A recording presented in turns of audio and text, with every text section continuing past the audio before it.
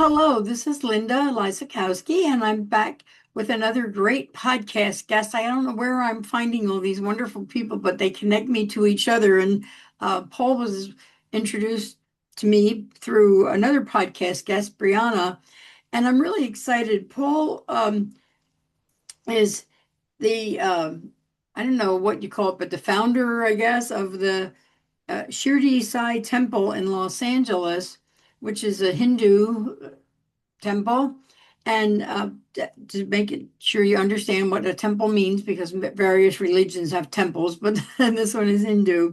And I was kind of fascinated when I first talked with him. And I'm going to start in a rather unusual way, I guess. Before I talk, want to talk a little bit about his background and his visits to India. But I wanted to start with a teacher that Paul is familiar with, Sri Kaleshwar, and I have to confess I had never heard of him before, so I'm going to be eagerly listening to everything Paul has to say.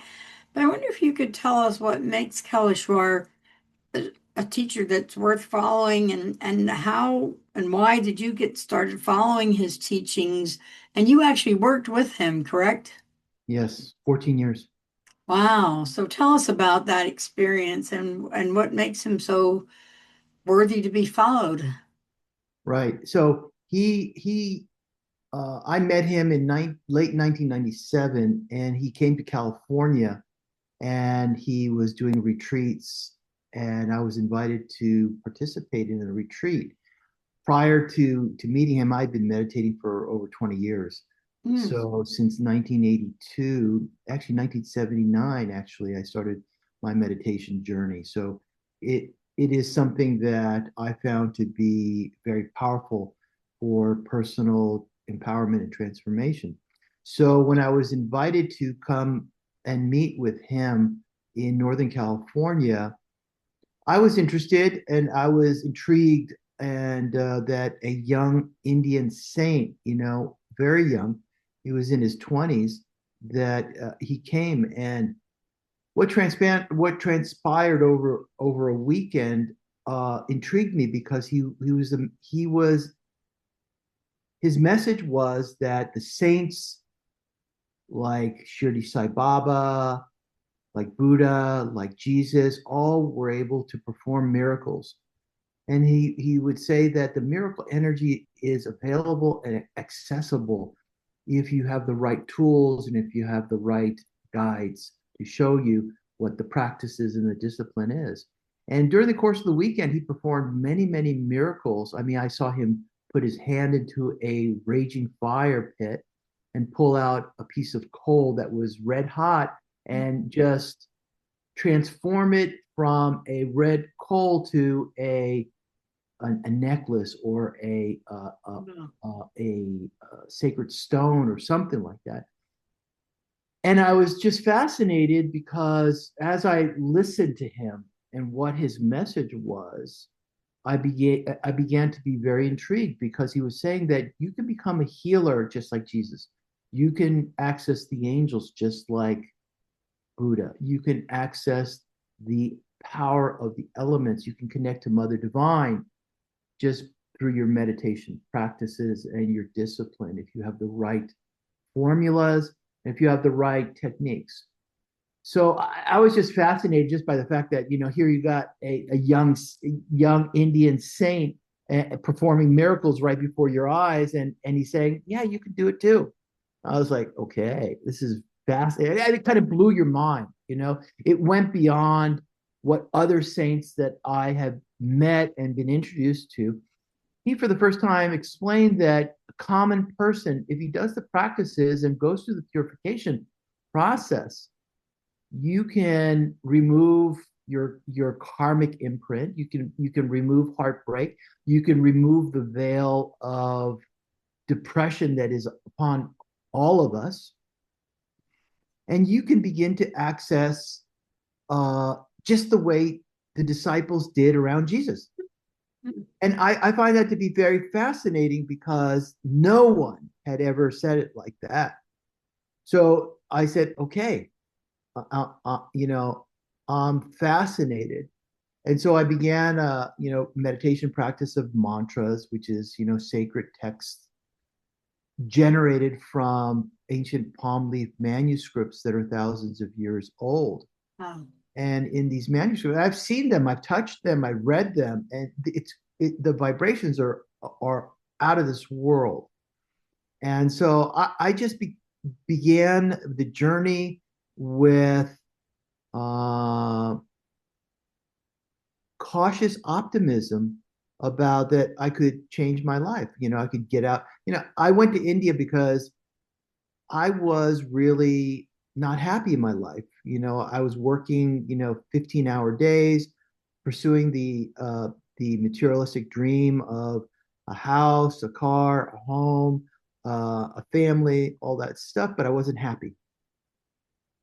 So I needed to address it, and so this was like the light at the end of the tunnel. So I went to India, and I have to tell you, it just bursted me open with hope and inspiration that I could access a part of myself that was dormant. I could start to find the true source of happiness within myself. And over time, that was in 1998.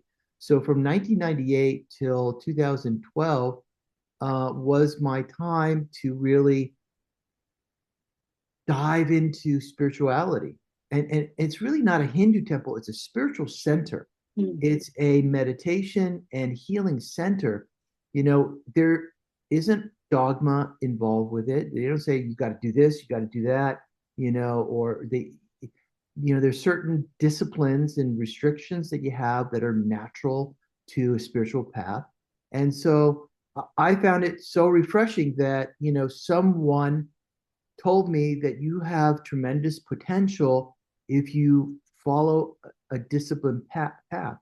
And that's what I did. And lo and behold, my vibrations started changing. I began to see that I was much more peaceful and happier within myself. And that was the foundation of, okay, well, if I can heal myself, if I can access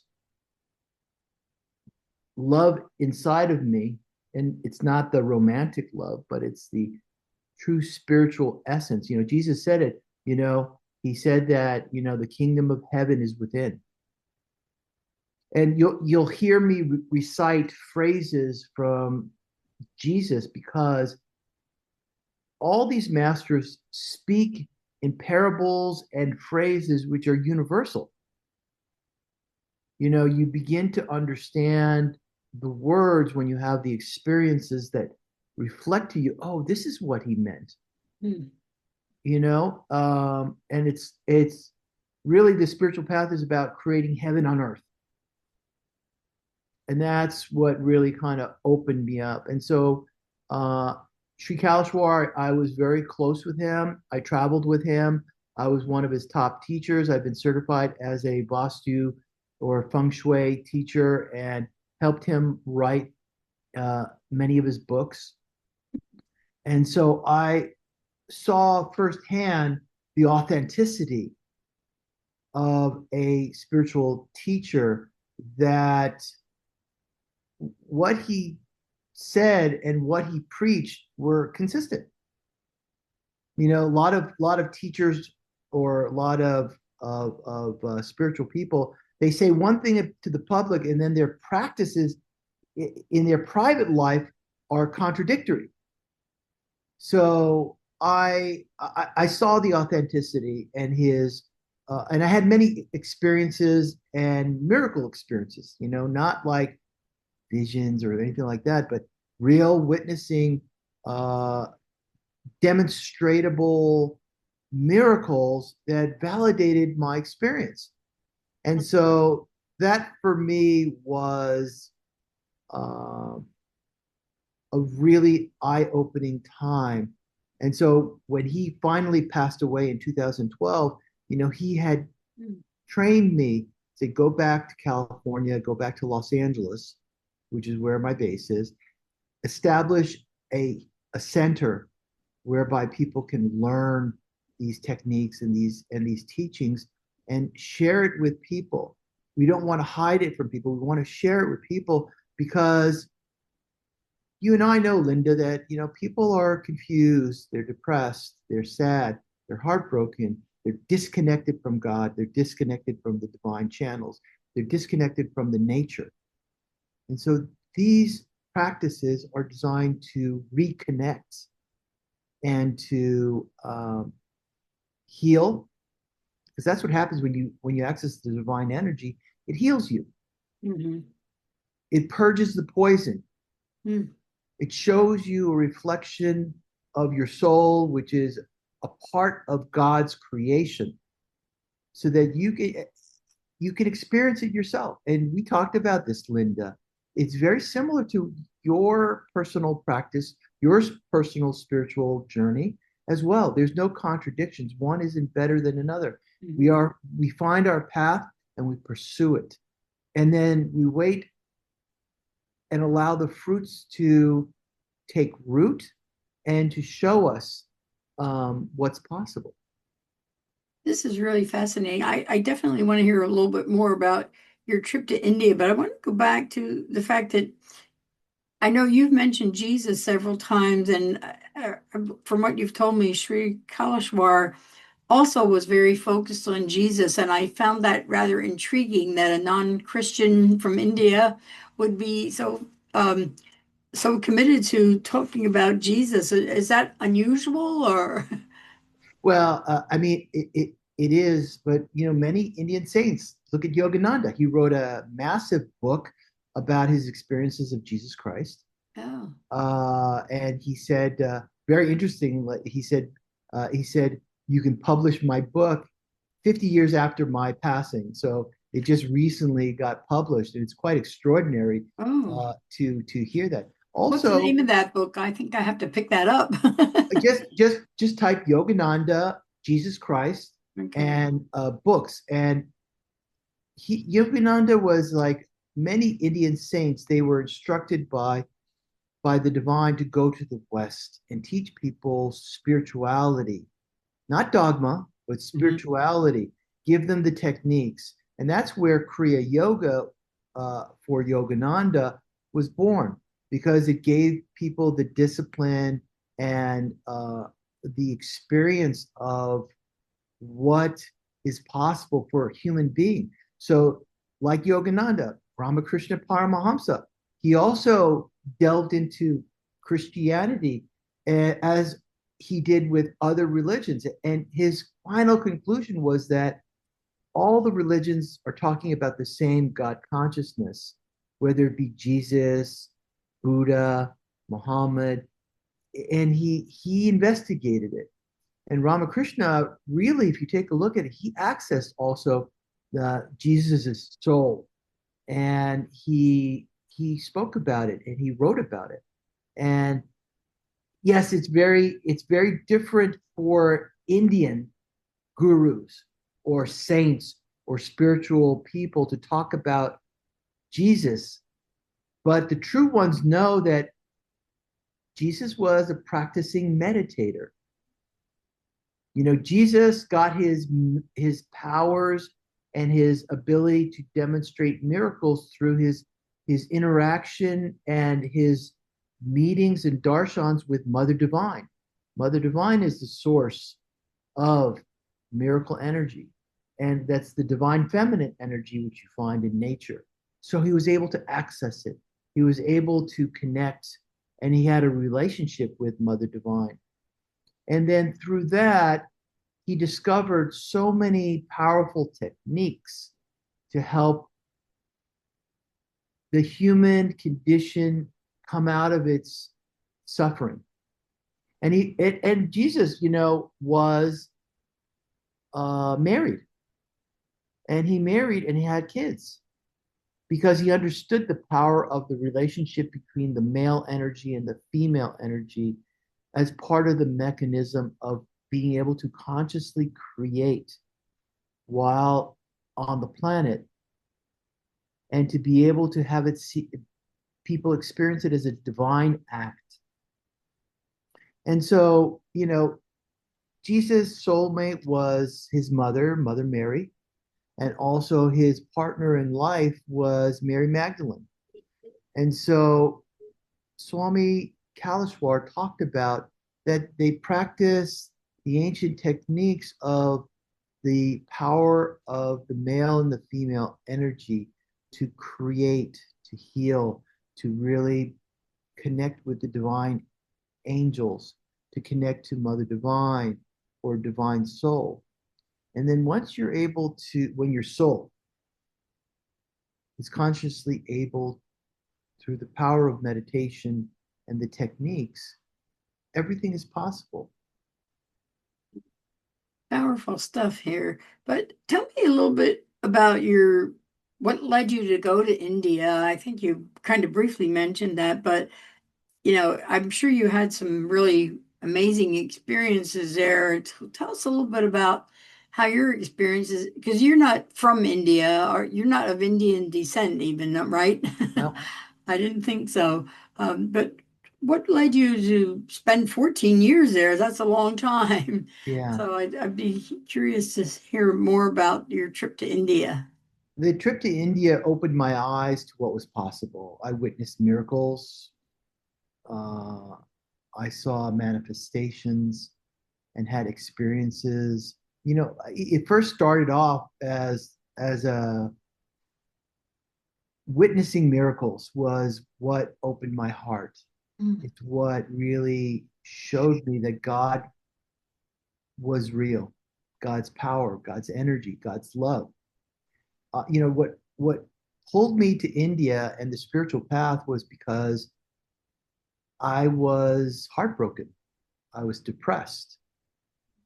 I lost hope. I lost faith in God. I felt abandoned, and I didn't know what to do to get back to that connection. Um, so I think that God really responded back by saying, "Go this direction. Go to India. Experience the vibrations. I am with you. You cannot see me so easily, but my energy is supporting and protecting you," was what I discovered. And so I had to go through a process of purification and letting go of the pain, um, almost like a rebirth, you know? I had to go to the depths of the dark night of the soul and to really pass through it and to come on out the other side. And there's no silver bullets, Linda. A lot of people in today's day and age, they want it now. They want it Right. delivered to their doorstep. They want, they like an Uber driver to come and to, give them the formula. Um, and so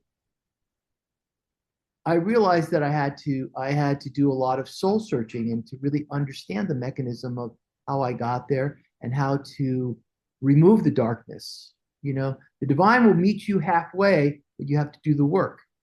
Because if you don't do the work, you can't get stronger. You know, the divine is very responsive to your prayers. You have to have the wisdom and the attunement to those messages in order to be able to have discrimination, discernment, and to recognize, oh, I made this mistake, and then not repeat it, or to have the consciousness to be aware. Okay, I shouldn't make that decision like I did before. Let me go a different direction because my guides, my angels are speaking to me now, and they're witnessing that I have the power of choice and to make the right decisions. Because of my pain, I was a very angry person. And a lot of times when people do things or they hurt me, my natural human response is to get angry and lash back out. That's called justice in my world. Mm. revenge. You did this to me. I'm going to make sure you experience the same pain. And I had to unlearn that habit, that pattern, that poison.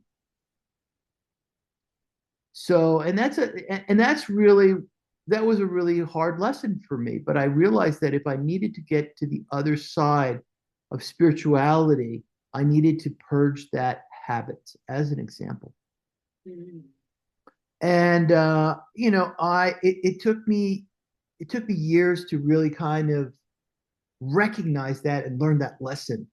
And so that, obviously the divine is always going to test you and put you in situations. Are you going to forgive this person and communicate in a responsible way without lashing out and creating more pain? Right. Isn't that what Jesus talked about, Linda? Exactly. Yeah, for sure. You I know, think that it's really fascinating to me that, how you found that path. Um, in India, it's just, yeah, to want to stay there for 14 years, you obviously had a big change in your life. right. And I had experiences that confirmed to me that this path was real, that God was real. I actually, at the pinnacle of my experiences, my master, Sri Kaleshwar, orchestrated a physical visitation between me and Jesus Christ. Wow. Tell us about that. And it took me many, many, many years. And I had a conversation with Kaleshwar about this. He says, Paul, for you to be able to stand in front of that energy, you need to have stamina. You need to have soul resistance. You need to purge out your lower desires and seek truth. And you have to have conviction and faith, which helps you move mountains. Then you're able to get to that place. He says, because if you don't, that energy is so huge, it could damage you. Do you want to share about, maybe you don't want to share this, and that's fine if you don't, but I'm curious about your encounter with Jesus. Can you share some of that with us, or Yeah, is it some of it I can. personally? Some of it is kind of private. I mean, we had an amazing exchange. It was during a process where I was told to repeat specific mantras that were linked to Jesus. And then at some particular point in time, Sri Kaleshwar led me and several other people one at a time to go into one of his inner sanctum rooms. And when I entered the room, it, there was no electricity, lights. It was just candles, and but I can see his physical form and how he was in his later years. And when they talk about Jesus came to India, he came to India, went back, experienced the crucifixion, was resurrected, and eventually went back to India. And a lot of people have suspected that, but it's actually written in the palm leaf books. And they talked about his time during India. So when I walked into the room, it was like time stopped. Literally, time had ceased to exist. And it was just the room filled with this energy of light and love. And at first, I was a little shocked. It was like a bolt of electricity. But then my soul recognized that soul. And I understood that I had a relationship with that soul for thousands of years, and that I had come back full circle to this lifetime to receive blessings. He also was able to bless me with certain objects to help with the healing process. which was, he gave it to me with his own hands. Oh, And I've used them in many, many cases and situations whereby many people received healings, spontaneous healings, and it's part of the path. Healing is part of Christ's duty, is to help to remove the suffering of human beings. So, and my Kaleshwar was there, and so he grabbed me and he says, "Okay, you know, we're gonna, you're going to experience certain things, and you're going to communicate directly with him." And it was one of the most beautiful experiences that I could ever imagine. And it's not just the experience of that one moment; it's a continuation, because you receive that transmission of consciousness, and you receive objects of healing, and you received blessing, which was huge.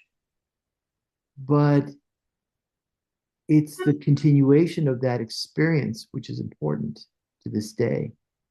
yeah. I can say that I connect with Jesus quite often, and very powerful soul. I mean, it's amazing the work that soul has the ability to do on the planet.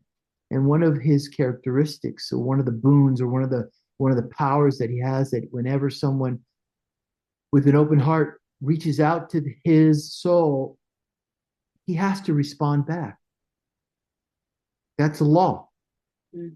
And since that experience, I wanted to understand more, because in the span of time, that experience was just the beginning, because it was only 9 minutes that we were together. And then, he assured me that I'm with you.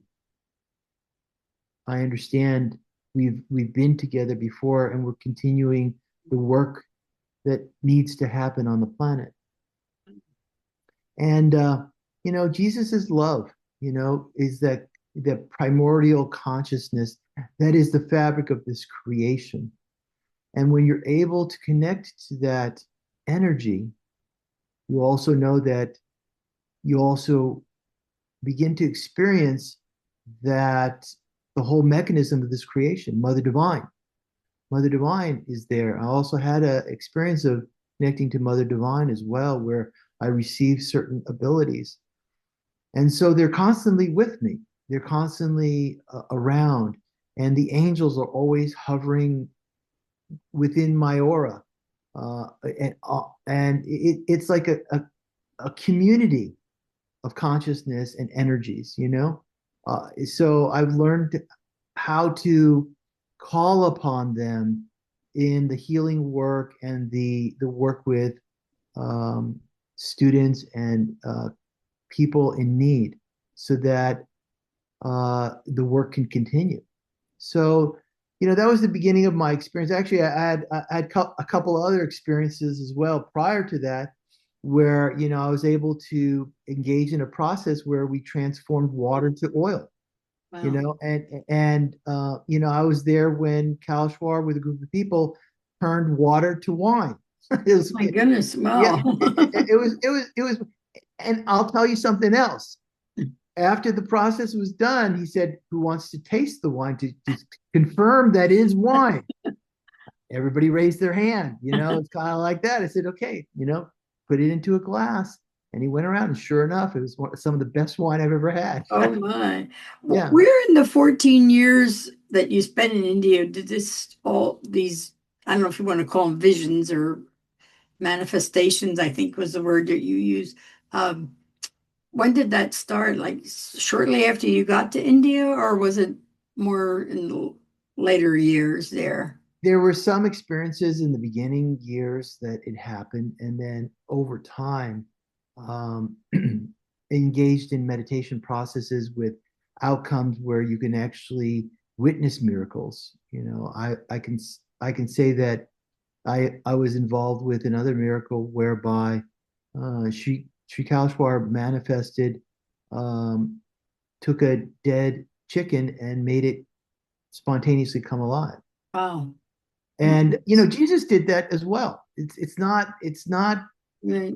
It's not something that is foreign to saints because they understand the mechanisms. They Hmm. understand the yogas. It's a yoga. It's an actual practice that if you have the ability and the capacity and energy that you can um, take take the soul and work with the soul and understand the mechanism between that soul, Mother Divine, and the Father, then you're able to create, recreate, and to enter back and to bring back to life. Because that's what happened with Jesus. When he was crucified and he left his body, Linda, what was the mechanism of the crucifixion? And Kaleshwar talked about this. He explained how, in very definitive spiritual terms, that there had to be certain components of Mother Mary, Mary Magdalene, Mother Divine, Divine Soul, other masters, angels, combined together along with the power of certain substances to be able to heal the soul of Jesus and refix the body. It's a fundamental principle in mystical Indian tradition. It's called Khandana Yoga. Khandana Yoga means that you take something that's broken and then you refix it. Mm. And through the healing process in the Kaleshwar techniques is that you can, with your soul, if you have that capacity, you're able to heal the soul. Healing the soul is a profound process that is part of the Christ consciousness lineage and is also part of the Indian tradition because our souls are broken to some degree. How do you heal that? How do you heal? So the process of that, I was part of that, and we asked the question: it's like, what's the significance of this yoga? Why is it so important? We're not going to be going around and raising the dead left, right, and center. He says it's the mechanism of understanding how to heal. How do you heal the soul of a human being and bring life back to it? It's kind of like a resurrection or a spiritual awakening. In the Christian tradition, in the Catholic tradition, they talk about it as a baptism because it involves the elements, Hmm. the five elements. It involves the earth, it involves the sky, it involves the air, it involves the water, it involves the fire, and you bring back you bring the consciousness of Christ into and connected to the soul. And there's a healing and a washing out of the sins and a washing out of the heartbreak to manifest your soul as renewed. This is all really fascinating. We could probably go on for hours here. I think I'm going to have you back another time, but I'm kind of curious about you mentioned mantras, and I think most of us are familiar with that word. But you also mentioned something called yantras, which I was not familiar with. So, can you tell us a little bit about some of those practices and how they fit into all this? Yeah, yantras are basically sacred geometrical diagrams Oh, that contain. There's one for Jesus. I'll see if I can bring it up. I have it in oh, back. I have it in back of me over on this side. oh, Yeah. okay. Let me just kind of see if I can't. By the way, there's always a picture of Jesus around here, and you can see, it's a sacred diagram Oh, that okay. that has power to it. It demonstrates certain power angles Hmm. contained within nature, and this diagram has geometric uh, symbolisms there that represent the life and death cycle. There we go. Wow.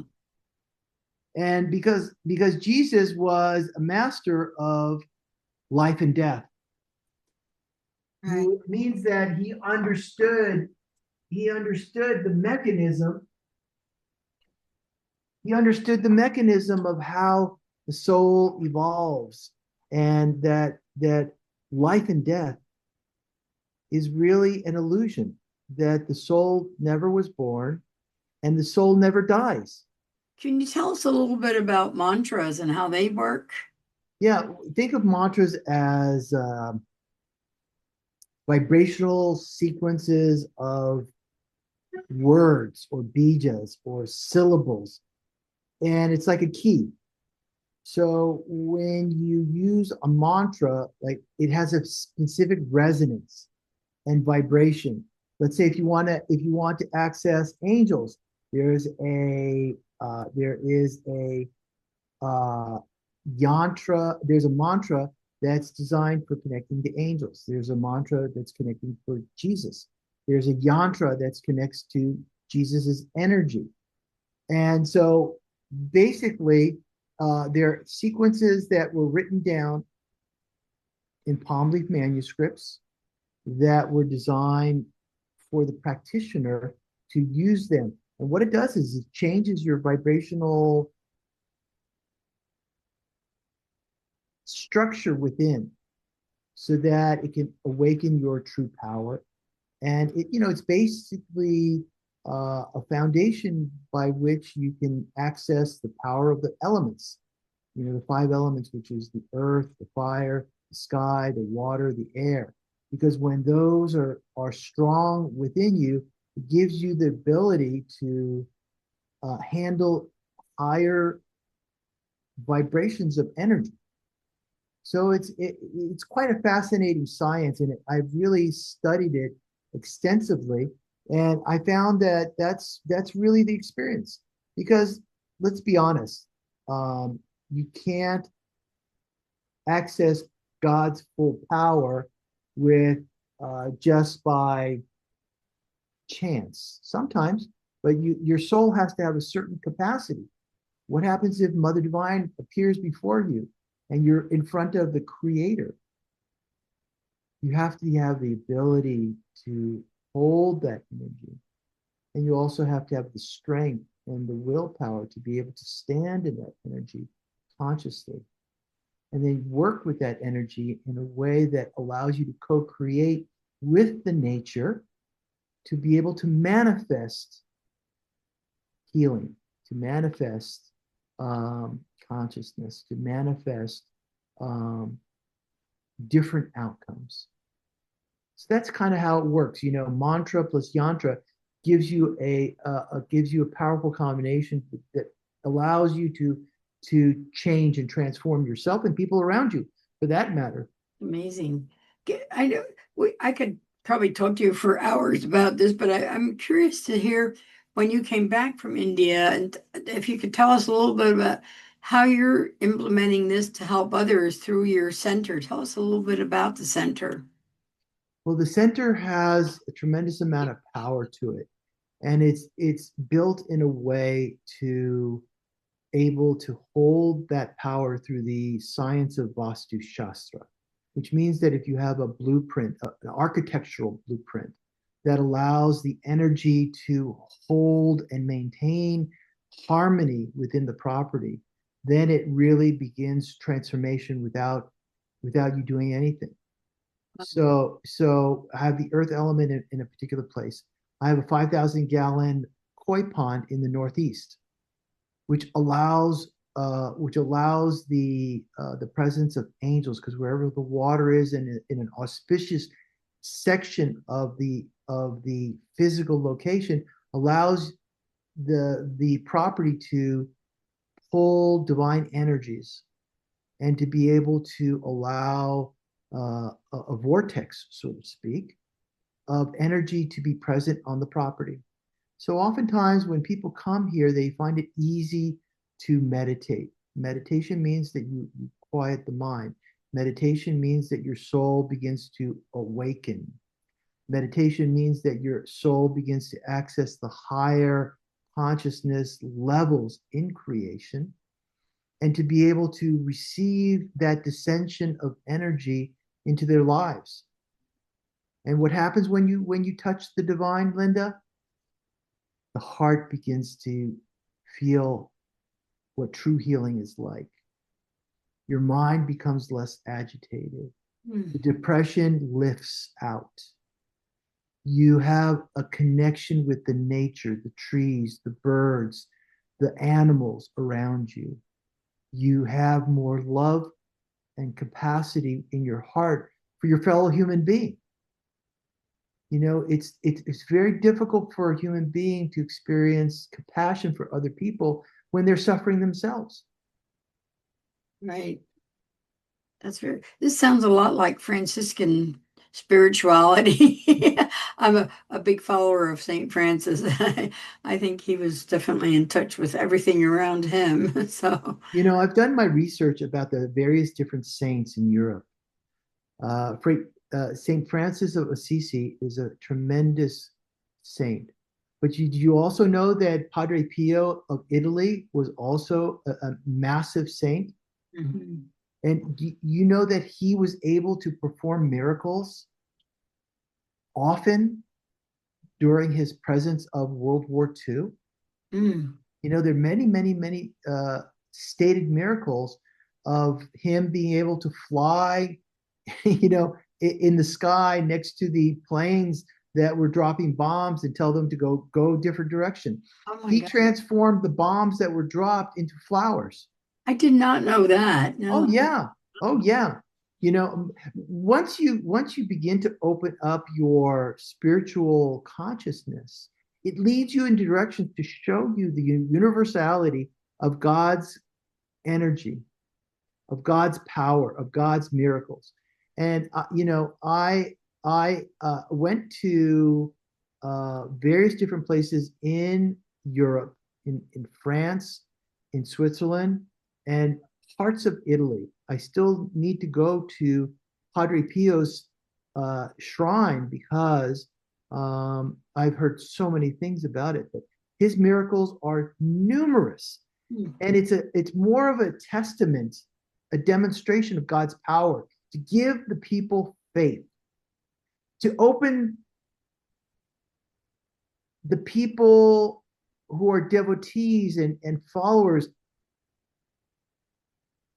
the power of prayer and the power of even though you can't see it, that power still exists there. And Right. know that you know Mother Mary and Mother Divine are synonymous.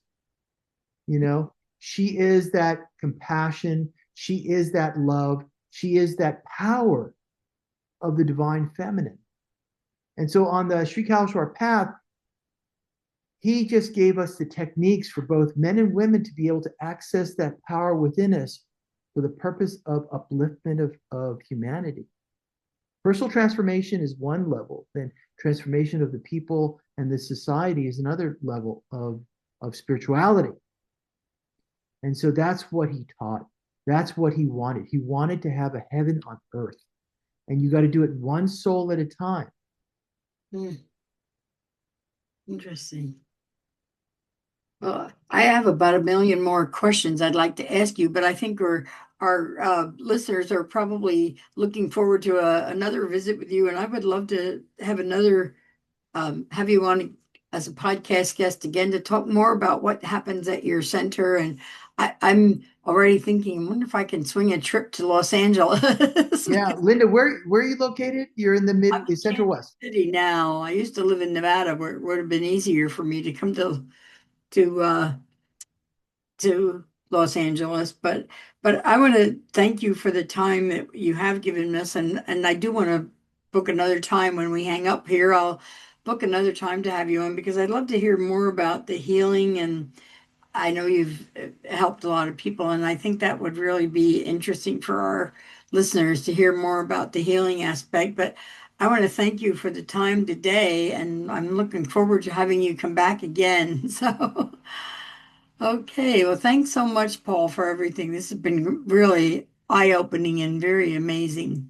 Great, great. I look forward to it, Linda. Thank you for your time, your generosity, and I really love your podcast. And I really hope that more people are touched and transformed through your words and your voice and your interactions with so many wonderful guests that you have on your podcast. Okay, well, thanks so much. Bye.